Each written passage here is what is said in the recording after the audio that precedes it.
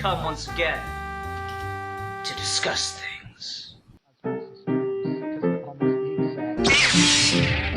Although I like Inside Out more. Oh, certainly. I don't imagine that anything is going to be worse than Osmosis Jones. And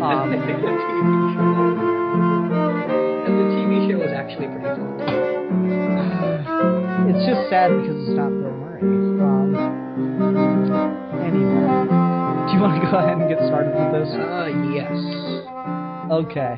Hi everyone, welcome to this episode of Geeky Gentlemen. I am Sid Partu. Joining me today is Steve Baxey. Hello, Steve Baxey. Hello, Ian. Steve, we are continuing with History Month, Geeky Gentlemen History Month, the month in which we discuss the contributions geeky gentlemen have made to history, except not at all. I'm not going to get tired of that joke. It's hilarious. It should be the intro to every video. Yeah, totally. So anyway, so Steve picked this one as this mini-sode, or maybe it'll be a special. We'll see how it all turns out. And it's... I can kind of sort of see why it relates, but I'm not quite sure. So, Steve, would you explain why you picked Over the Garden Wall for History Month? Okay. So somewhat recently, back during the week leading up to Halloween, Cartoon Network re-aired this, and it came out originally, I think, like a year before. I don't remember off the top of my head. But Over the Garden Wall is a 10-part miniseries. Each episode's 10 minutes long. And the basic premise is that a kid, his little brother, his frog, and a talking bird are trying to get back to their hometown. And the way the journey is played, the whole setting, the style, the music choice, the animation, all calls back to early 20th century and late 19th century America. And there's also really interesting choices in song. Like if you go to YouTube on Cartoon Network's page, they have a playlist of all the songs. And in the description for the videos, you get to you get to read interviews from the showrunner about how every song is based on a piece of classic music, or where the original music came from and why it was historically relevant, and why they chose to remake it for this particular moment. Sorry. I'm looking it up. I don't believe you. No, I wanted to look it up because I really like the one song that's on the riverboat that the frog sings. Yeah. If you just search on YouTube Over the Garden Wall soundtrack, that should be the first playlist to come up. I'm just on their YouTube page. The song on the boat, I forget what it's called. Oh, it's the one that actually name drops the series.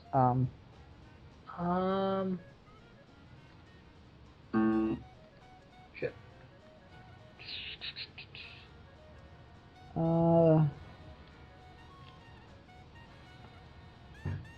Anyway, okay, so that's interesting, because I thought the reason you chose it was more because everything is referential in a lot of ways to classic myths and fairy tales throughout history. Yeah, that's there too. But I think more so, because the thing I always latched on to this is that it's got an older sensibility even when you get to the end and you realize everything is in more or less like 80s, 90s present day. Which is interesting because the kid is trying to make a mixtape for a girl he likes. Which is supposedly coming back. Apparently now there are flash drives that look like mixtapes. But anyway, I found it interesting that they didn't want to make it set in the present day, even when you find out that everything is kind of going on in his head. That everything is important to a specific historical setting. And it really calls back to like a simpler time of animation, not necessarily a simpler time for history, but for when making something like a film or a TV show was more of an escapist element. And it's doing that more literally than I think I've seen anywhere else. Okay. That's interesting, because, like, for me, I didn't really pick up on much of the animation stuff. For me, it looked a lot like Steven Universe and Adventure Time, which is much more simplistic animation style than older stuff. Because when you say older animation, I think, Looney Tunes or Mickey Mouse or whatever. Well, if you go to Chapter 8 and you get to Greg's dream, or sort of waking up from the dream kind of moment, that whole thing is based on classic Disney cartoons, like especially when the North Wind shows up, and they have that whole weird battle in the sky kind of thing. And the creator for this, Patrick McHale, is also part of one of the creators of Adventure Time, and I think another Cartoon Network show, but I'm not sure what. Okay. I just noticed that the animation style was very similar to that, and that's honestly something that I think bothers me, is, just a lot of these shows, I know people love them to death, for their storytelling and stuff, but I think the animation on a lot of them looks really lazy. And it's meant to be more simplistic, so it's easier to animate, but that's what I have a problem with, I guess. Yeah, I mean, I don't usually mind if the stories are usually enough. Like regular show, it may not have the best animation, but the kind of stories and adventures they go on are always interesting. Okay. And I suppose that's a case-by-case thing, but, for me, that's one thing about it that kind of, it took me a while to get into, because there are certainly moments when it's better animation, but I guess the one that bothered me the most was Wirt's nose. It was like a flat triangle on his face, and then when he turned his head, it was like a extended triangle, and that just kept irking me. Every time I saw him, I couldn't stop focusing on it. No, that's totally fair. We have a similar conversation when we talk about, Avengers Earth's Mightiest Heroes, which is a good show, but the animation takes a long time to get used to. I hate Captain America's star.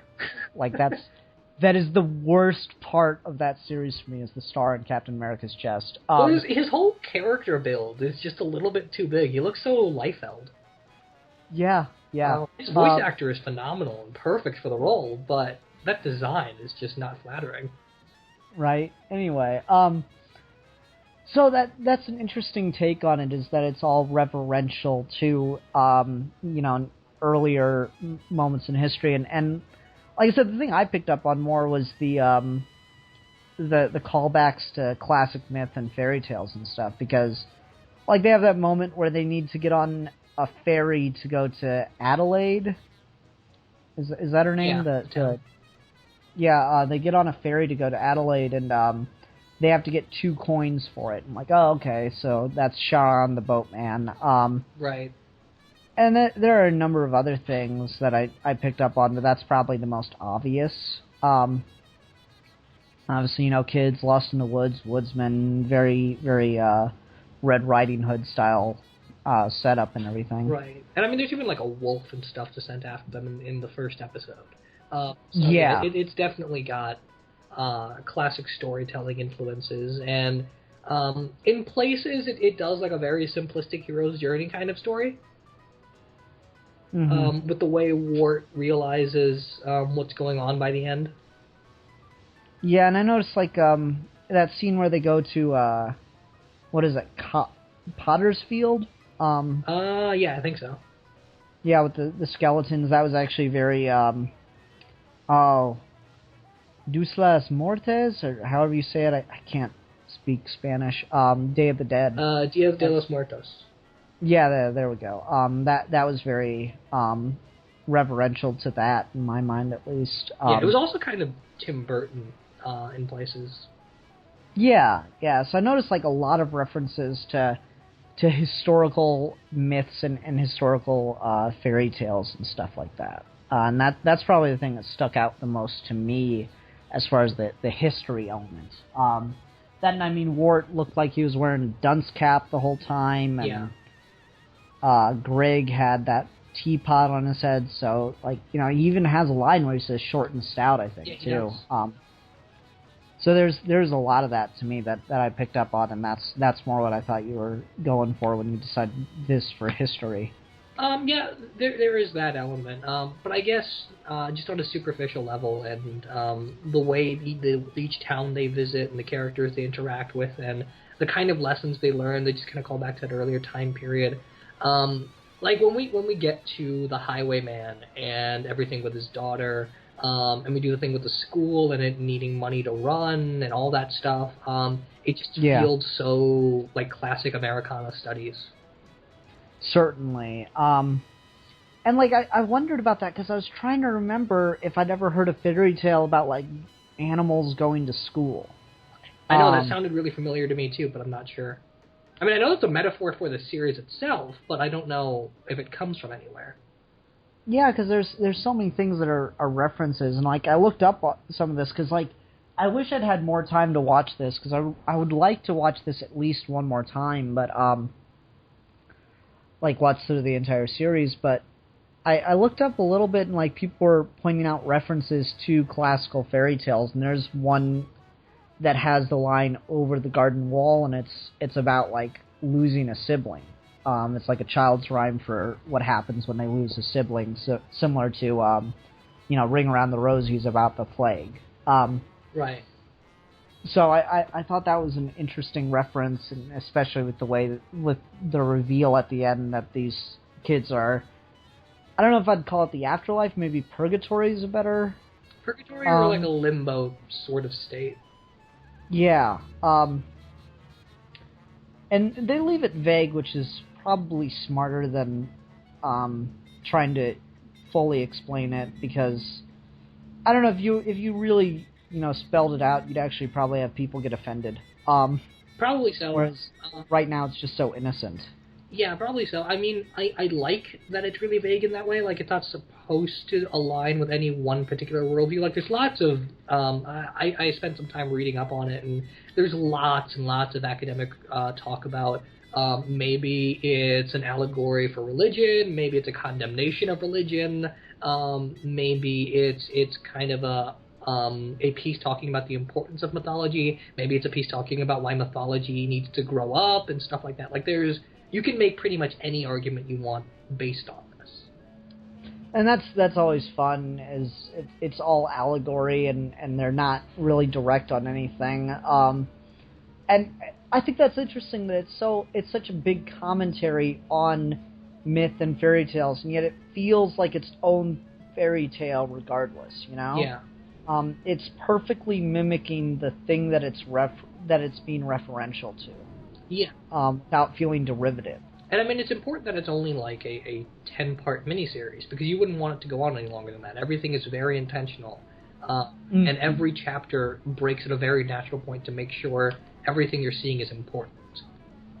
Yeah, I mean, I don't know how important Potatoes and Molasses is, but I've been singing it all day, so... Well, that was kind of the point of that song. That song is based on the Shirley Temple song, Animal Crackers in My Soup.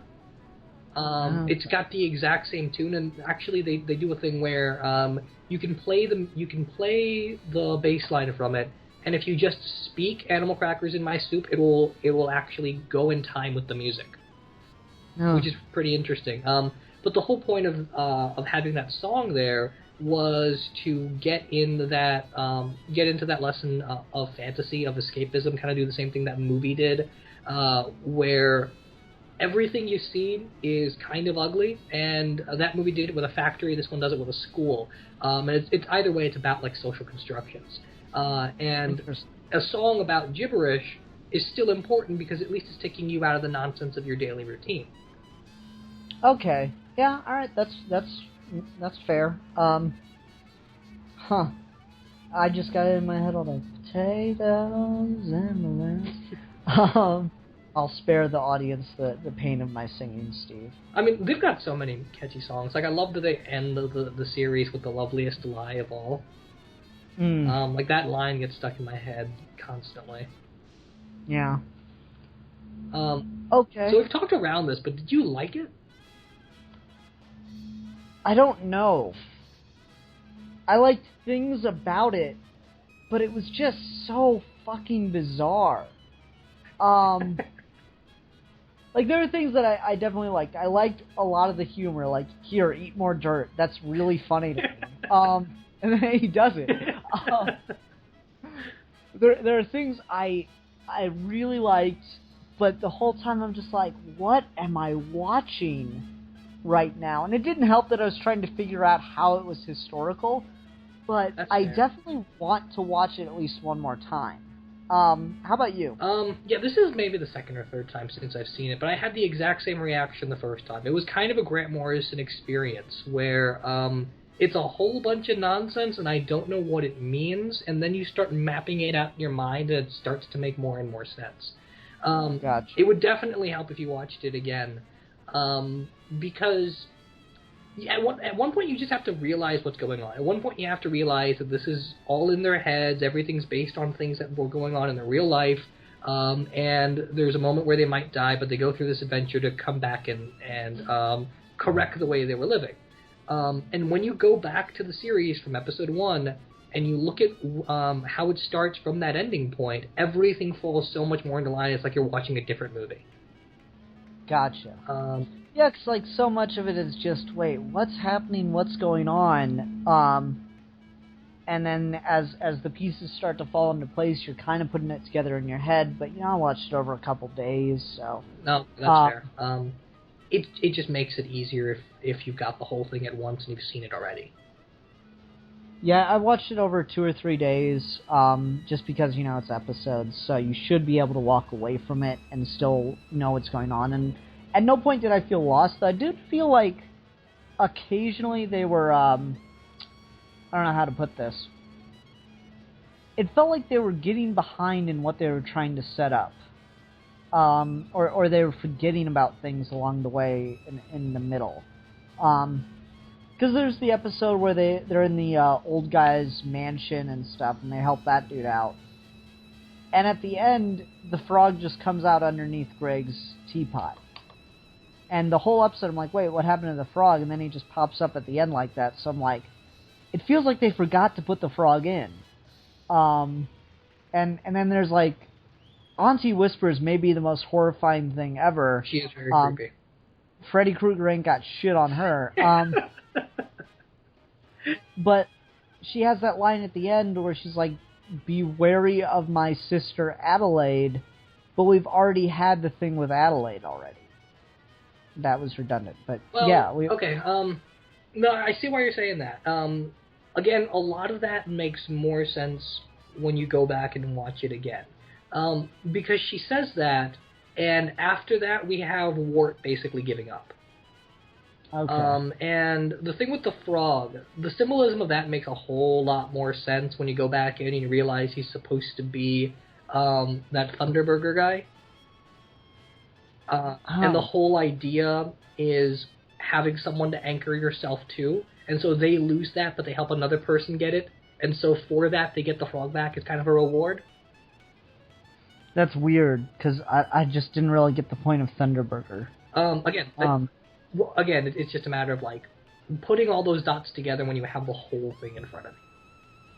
Gotcha. Yeah, it's definitely one of the most densely plotted animated anythings I've ever seen. And it really helps to not only maybe take notes, but just to watch it a few times and maybe even get space from it. Kind of like the Daredevil Netflix show, where it's not something that you should marathon as a 13-hour movie, although you should at the same time. Because you want to get the whole experience all at once. You want to get where everything goes right in your mind, but you also need places to breathe and realize what you just watched. Just because you saw it for a second doesn't mean your brain processed it in a second. Gotcha. And the more you watch it, the more it's okay to just gloss over things. Okay. It's an interesting and strange beast, certainly. Yes. And I do find myself, like I said, they're just little things where I'm like, I'm not sure if they forgot something or if they just wanted to give something time to come together. So I hope that sentence made sense. No, I get what you're saying. And yeah, they definitely have it all together. There was a series Bible for this. There was a plan for every scene. Nothing's really redundant. The only thing they couldn't 100% get away with is when you get to the school episode, Chapter 3, the Schooltown Follies, the song that teacher is supposed to sing gets cut down for time. But aside from that, everything is where it should be. Okay. And even if you put the rest of the song in, it doesn't really make that much of a difference. Okay. Keep going for a second. I gotta mute my mic. Okay, sure. There's quite a bit of that. The creators of this, the guy who made it, who did Adventure Time as well, he's a lot more open about this than he is about Adventure Time.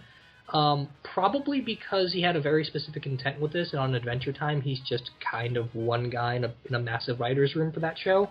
And that thing has its own massive, convoluted mythology to work in, and this is just his whole creation. So if you spend enough time, you can find a whole bunch of interviews where he talks about what the intent behind this is, what the meaning is. He even gives you several contradictory arguments as to what it means, just to illustrate that it can mean a whole bunch of things. And there's even a whole bunch of discussion on very complicated views to take with this thing, and very simplistic ways. Like I read an article where they said if you interpret the beast as Satan, then you're missing the point. But then there's also another article that says if you aren't interpreting it as Satan, then you're missing the point. It's very much just a matter of where you come from, and I think that it helps that it's so ambiguous about things, because the characters are so universal. You've got one absolutely undying, optimistic kid. You've got one character that has no direction, and you've got one character that's subservient to her past follies. And no matter what, you can relate to all three of them to a certain degree. And in that way, you're able to read anything you want into it. And the Beast kind of has the same thing. By the end of the Beast, he doesn't get to do a lot, but what he does get to do is a very interesting universal experience. Okay. Well, thinking about the Beast for a sec, let me ask you, do you feel like the Woodsman undeservedly gets a happy ending? A little. That's probably my big thing is I wish his daughter didn't come back. Mm-hmm. And that's not entirely set up either. Now, the interesting thing, though, is that the way it's edited, they say the words lie right when you get to that scene. So it's possible that at that point he's just reliving a memory and it's not actually happening. Because another interesting message throughout this is about the noble line. At one point, can you tell yourself a story and be okay with it? And I don't want to say he's just hallucinating the daughter, but I kind of wish they made that more clear. Yeah, because I felt like that kind of came out of nowhere because he had this big, thing of, oh, well, I've done all these terrible things to keep my daughter alive. Really, I haven't done anything for her. And so, like, I kind of just liked the idea that she was already dead and there was nothing you could do about it. And so him blowing out the lantern at the end is really just him accepting that. And so yeah. I was very, drawn back by seeing her again. Yeah, that bugged me. Now, what they could have done, and I think what might have been smarter, is the girl we see with Auntie Whispers, if that turned out to be his daughter, I would have been okay with it. That could have been cool. That also felt like kind of rushed, because they just go into the room with her, and then the girl's suddenly evil. It's just like, wait, what? Huh? What? Well, no, it's not suddenly evil. They talk about how she's got something in her from the beginning of the episode. Yeah, but it feels like the way they set it up is they're clearly implying that she's not supposed to be the evil one. So it is really a turnaround. You're talking about Auntie Whisper or the girl? The girl. Okay. They're clearly setting up that Auntie Whispers is the evil one and the girl's just, damsel in distress, classic thing. And then they do that to reverse your expectations, but it felt really rushed when they did it that way to me. Well, I don't completely agree, because I think part of the message with the series is misunderstanding authority. And so Auntie Whisper doesn't change her behavior or what she's saying really at all throughout the episode. It's just a matter of you understanding the greater context around it, and what situation you come into might make you realize that one character is evil and they're not. Okay. Because you get that again with the end when you get the police car, and the guy keeps joking about arresting kids, and by doing that, he inadvertently causes this whole adventure. Yeah. And it's all a matter of Wart and Greg not understanding what he meant. Mm-hmm. And, I mean, that's part of it, but also the other part is Wart was just so embarrassed. Yes. Yeah, he was looking for an excuse to escape, so he misinterpreted what was going on. Yeah, that's fair. I don't know, it is a really dead series, and I feel like you have me at a disadvantage here, because I just haven't had as much time to think about it. I just finished it last night. That's fair. I probably should have told you to watch it a couple times. Yeah, it's one of those things where, it wouldn't occur to me at first that it's something that needs to be. Especially because, I watched the first, I think, 4 episodes in one day, I'm like, okay, I can space this out a little bit, is how it felt. Yeah, the first 4 episodes have more of an innocent quality to them. But the more you look at it, the more you realize that that's the stuff setting up the most for the ending. Yeah, certainly. And like, would you say is there an episode in this that you can skip? I don't think so. I feel like they're all necessary. Certainly the school one isn't the most important, but the lesson they learn and the commentary it sets up about misunderstanding people and about wealth and about the pursuit about what any specific goal, stuff like that, I think all that's important. So even if it isn't plot-wise important, thematically it's got a lot of depth. Yeah. The other thing this really reminds me of, almost, it seems like it's almost the exact same kind of thing as Labyrinth. Yeah, I could see that.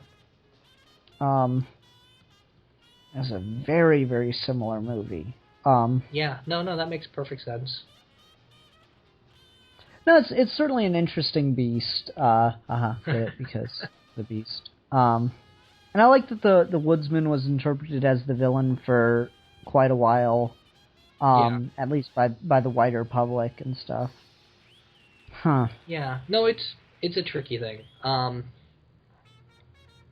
What do you think of the music all the way through? Because we talked about a couple of songs, but did you enjoy them or no? It's weird. It depends on how much Greg was singing in it. Because, like, my favorite's obviously the one with the frog on the boat. Yeah. Which is a good song, yeah. Yeah. Potatoes and Molasses, it's weird because I almost couldn't hear the kid. The voice actor just gets their voice so high for that song that I can only remember a couple of the lyrics. That's fair, because he is, I don't even know how old he's supposed to be, but he's very much supposed to just be a tiny kid. And his singing voice isn't the best, but I think that's partly why I like the song. And that's partly why I love that character so much, is because he's so optimistic. And regardless of whether or not he can do something, he thinks he can do it, and so he does it anyway. Yeah, I'm not sure. Like, the songs are hit and miss for me. It just depends on, which one. Overall, I did like them. They were, interesting little things, and I think I think it's important that they're thematically connected compared to, I guess what I'd say, Disney songs where it's just, classic musical character expressing their feelings through song. Yeah. The best thing about the songs for this show as opposed to anything else I've seen is the show and the songs can't be separated. You can't buy just a soundtrack and expect to get the same experience out of the music. It really matters what's going on screen and what's going on in the context of the rest of the story. Okay. And so every single one of the songs, regardless of how short or how long they are trimmed for a purpose. Like there's that song where he's with the girl cleaning up the house, and it's only a 30-second song, and they only say like 2 or 3 lines. But it matters because it expresses what's going on in that very short 30-second burst where they get to know each other. Mm-hmm. Yeah. I don't have much else to say about the songs. I think they are good. Like I said, because I just... okay, weird diverge story here. So Haley and I went to Costco yesterday. We bought Aladdin on Blu-ray because neither of us have seen it in years. Does that movie hold up, by the way? Very well. Okay. I was worried, because I used to love that, and I don't know if I would anymore. Holds up better than I think any other Disney movie I've seen. Okay, that was my problem with Hercules, because I rewatched it once, like, damn. Oh, God, Hercules does not hold up. It's a fantasy. Yeah, so Aladdin, we watched that, and, there's the song Whole New World, and I haven't seen Aladdin in, 20 years, let's say, or probably less, 18 years, let's say. And then today at work, we play the radio at work, and I don't pick the station or anything. It's whatever station the management feels like listening to, and it's usually just a pop station. Right. And then a cover of A Whole New World came on. And, that... They've never played that song on that station before. It was so weird. That's phenomenology, Steve. Just that feeling of, what? That's awesome. Yeah, anyway, so But musically, yeah, I do think that it's interesting that these connect more thematically as opposed to whatever's going on in the character's head at that moment. Whereas, most musicals, the songs are just either usually about whatever they're doing or whatever the characters happens to be going through. Right. And so this had a little bit of that, but predominantly the songs all seem like actual songs that people would sing. Right. Mm. No, that makes sense. The songs are interesting, and it's weird that you can't get like a recording of any of them that are just the songs. Like the opening of the series, Into the Unknown, that song. There's a part of it where the music stops and it's just a guy talking, setting up the show. But then there's a second half to that song, which we hear at the end of the series, where we talk about that line I like, the loveliest lies of all. And there's no recording of that you can find, and no one's even pieced it together, because so much of the audio is tied in with scenes and stuff that's going on in the moment. Which is interesting. So if you ever want to experience the songs, you just have to watch the show again. Weird. Which I kind of like, but it's also kind of annoying because sometimes you just want to sing potatoes and molasses. Fair enough. It was that and Animaniacs today. I couldn't get those two out of my head. Animaniacs is fantastic. Or Animaniacs. So I guess maybe just a more superficial thing that doesn't matter how many times you watched it. What did you think of the voice acting overall? Because Christopher Lloyd's in this, and so is Elijah Wood. That's who's playing the Woodsman. Son of a bitch. Yeah, Christopher Lloyd. It took me forever.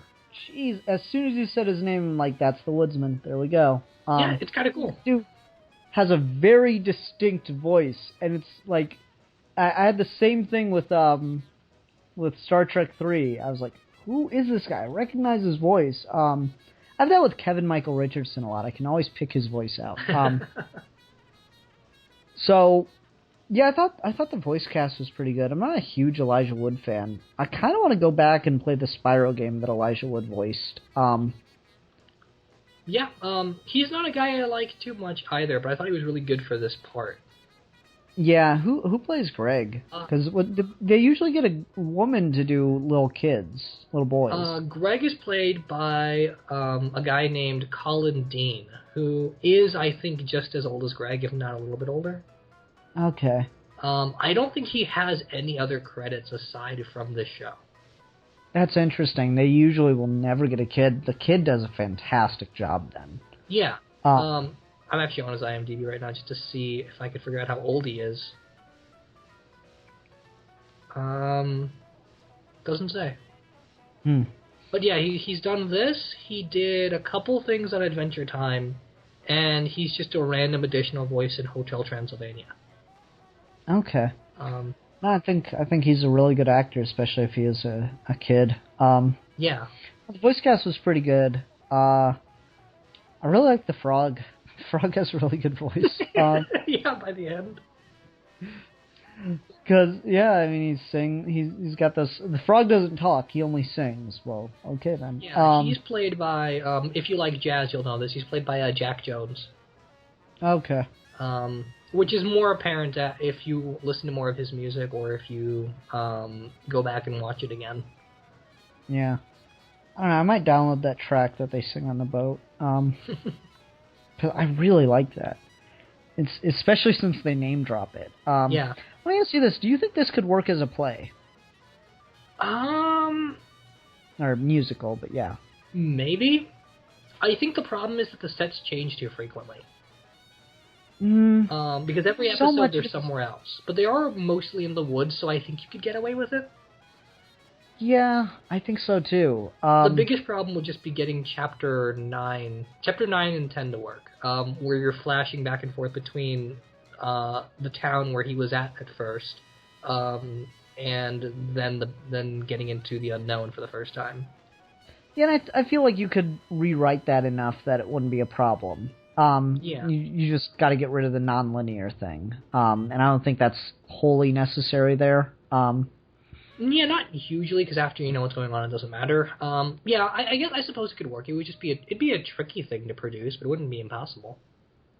Yeah, I mean, I've seen more complex things. It's weird because this is something that would be perfect for a high school, but I don't know if they could pull it off. Oh, no, I doubt that. Just because of all the set changes that you'd need to go through. I mean, just high school, unless you're doing it like some fancy private high school that has lots of money, sure, but just regular U.S. public schools, I don't think they could afford to do it. I don't know, I did stagecraft in high school, and we did some pretty complicated stuff, but... Okay, that's fair. I guess it's just the high school I went to wouldn't be able to do it. Yeah, that's it. You went to a bad school, Steve, and you should feel bad. It's a good thing I'm out of high school. Anyway. Yeah, I don't know. Maybe if you did something like a single indoor set that you just change the props on when it's backstage, you could get away with it. Yeah. No, that makes sense. The reason I bring up the voice casting is I figured maybe you'd pick up on some more of them than you did, but they have lots of great celebrity cameos through that. Beatrice's mother is Shirley Jones. And Auntie Whispers is Tim Curry. Oh my fucking god, Tim Curry. Yeah, there's lots of those. I don't recognize a whole bunch of them because I'm not great at picking out voices. But just looking into it and figuring out who does what, there's lots and lots of references. There's a musician named Jerome Blind Boy Paxton, and I've looked into him before. He's kind of cool, and he does the Highwayman from that one episode. There's lots of that, yeah. And it's kind of interesting that they were able to get as many people as they did, and that they got their wish list for how they wanted to cast this. And it does help that it's so short. Yeah. They only needed a couple lines per person at that point. Yeah, and that episode with the Highwayman and all the other people in that tavern or whatever, that's like, do I want to say Canterbury Tales? Kinda, but not quite, because we don't get enough time with them, but it's got an element of that. Where it's all these different people from all these different professions, and they're kind of gathered together. Right. And they briefly talk about what they do. Or at least partially, or, that it's like, oh, well, he's gonna be a young boy getting married, so we all get to take part, and I'll get to do this, we'll get to do this, kind of thing. Yeah. And again, this is just one of those things that it would be easier to break down after you've seen it a couple of times, or did some research, because I know people have already looked into the different myths and stuff that this is adapting, but it's hard to talk about all of those at once. Yeah, and I just wanted to talk about it. So no, it might seem like a weird pick for History Month, but the more I think about it, the more I'm like, yeah, it does work, because there are just all these different elements. You talk about like the school in particular, I think, is the strongest point toward Americana. Yes. Because it really does look like those old one-room schoolhouses. Yeah, the school's got that, and when we get to Mad Love, which is Chapter 5, I think that's got that too, when we get to that old guy's house. And so much of that is about a guy that made his fortune, and he's completely isolated from himself. And he has no sense of... He's so crazy, and he's so disconnected that he can't even tell that these kids aren't related to him. Right. And it's kind of interesting. And then the whole ghost story thing I know is a reference to something that I just don't know at my... Or just general ghost stories. Yeah, I think Doctor Who did an episode like that. Huh. Where there's a lady in a fireplace. And it turns out there's just two places connected by... Yeah, that's one of my favorite episodes, actually. Yeah, I can't remember. Yeah, the girl in the fireplace. Yeah, that's exactly what that is. But yeah, the show does a lot of that, and it's just a matter of getting the time to break it down. Yeah, I agree. So let's go ahead and do a rating, because I can't think of much else to say other than it's really complicated, but interesting. So I still don't know whether or not I like it. It's definitely dense, though. Yeah. Okay, you go first, because I gotta think. All right. Well, because I love it. This is one of my favorite things. I'll give it a 5 out of 5 singing frogs. Son of a bitch, Steve. God, fuck you. You got me thinking about the frog now. So. God damn it. Alright, okay, this is a tentative rating since I was too, like, weirded out by it to I think, fully appreciate it at the moment. So, I do eventually plan on going back and rewatching this, and I would consider revising this rating. But, for right now, based on my experience of it, I'm going to give it a 3 out of 5 Auntie Whispers versus Freddy Krueger's in an all-out brawl to haunt my dreams. Auntie Whispers is frightening, and it's even more frightening now that you know it's Tim Curry. Yes, it's just Pennywise mixed with a creepy woman with a disproportionately sized head. It's kind of hilarious and terrifying. Yeah. Okay, so that was a strange one, Steve. No, it's bizarre, and it's one of those things that's tricky to talk about as a first impression. When I first saw it, I had no idea what the hell was going on, but that's what compelled me to rewatch it, because I saw everyone going over the moon about it, and I wasn't sure why. But upon rewatches, it's surprising just how well it holds up.